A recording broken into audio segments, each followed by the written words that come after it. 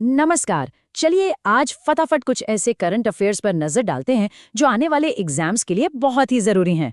सीधे पॉइंट पर आते हैं, शुरू करें। एक बात समझ लीजिए, अगले कुछ मिनट बहुत कीमती होने वाले हैं। यहाँ हम जो भी डिस्कस करेंगे उसमें से कई सवाल आपको दरोगा, कांस्टेबल और बीएसएससी जैसे वनडे एग्जाम्स में सीधे सीधे देखने को मिल सकते हैं, तो पूरा ध्यान यहीं पर। तो सबसे पहले बात करते हैं स्पोर्ट्स की दुनिया की। यहाँ से तो सवाल बनते ही बनते हैं, अब जानते ही हैं। चलिए, पहला सवाल आपके सामने है। सोचिए, ये आपके एग्जाम का ही सवाल है। 2026 के विंटर ओलंपिक्स कहाँ होने वाले हैं? सही जवाब है इटली, लेकिन सिर्फ इतना ही जानना काफी नहीं है। इसका ऑफिशियल नाम है मिलानो कोर्टिना 2026। और ये फैक्ट भी याद रखिए कि इटली तीसरी बार विंटर ओलंपिक्स होस्ट कर रहा है। एक और खास बात, ये मल्टी सिटी मॉडल पर होगा, यानी खेल एक से ज्यादा शहरों में आयोजित किए जाएंगे। अब चलते हैं क्रिकेट की तरफ। महिला प्रीमियर लीग 2026, इससे जुड़े कौन से फैक्ट्स हैं जो आपको पता ही होने चाहिए, देखते हैं। तो ये रही सारी जरूरी जानकारी एक जगह पर। चैंपियन बनी रॉयल चैलेंजर्स बेंगलोर यानी आरसीबी और रनर अप रही दिल्ली कैपिटल्स। विनर को मिले पूरे 6 करोड़ रुपए। ऑरेंज कैप यानी सबसे ज्यादा रन बनाने का खिताब स्मृति मंधाना के नाम रहा। और पर्पल कैप यानी सबसे ज्यादा विकेट लेने का खिताब और साथ ही प्लेयर ऑफ द टूर्नामेंट दोनों ही सोफी डिवाइन ने जीते। चलिए अब स्पोर्ट्स से आगे बढ़कर देश में हो रही कुछ नई और महत्वपूर्ण पहलों पर बात करते हैं। ये भारत टैक्सी क्या है? ये बहुत इंटरेस्टिंग है।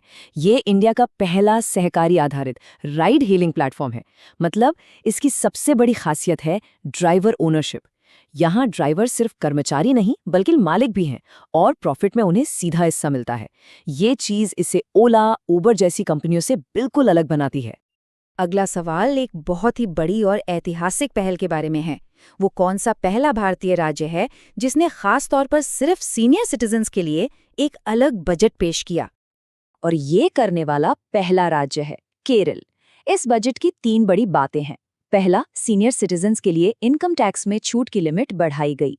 दूसरा, ब्याज से होने वाली कमाई पर भी ज्यादा टैक्स में छूट मिलेगी। और तीसरा, 70 साल से ज्यादा उम्र के सभी नागरिकों को पीएम आयुष्मान भारत योजना का हेल्थ कवर मिलेगा।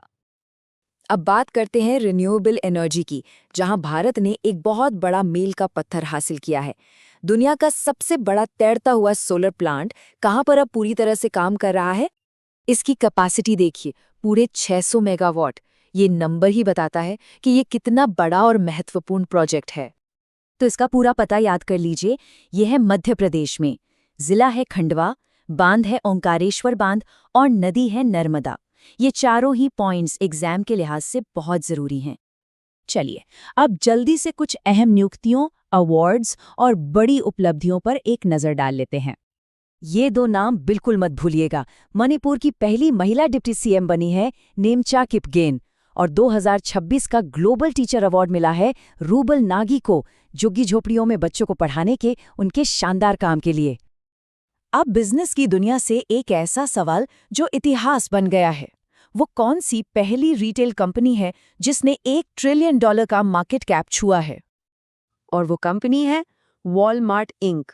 रिटेल सेक्टर में ये एक बहुत बहुत बड़ी उपलब्धि है। और अब आते हैं अपने आखिरी और सबसे जरूरी सेक्शन पर, सरकार के कुछ महत्वपूर्ण लक्ष्य। ये तारीखें एग्जाम्स में अक्सर पूछी जाती हैं।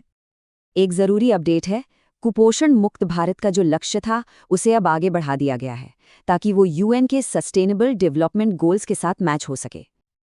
इन तारीखों को अच्छे से याद कर लीजिए।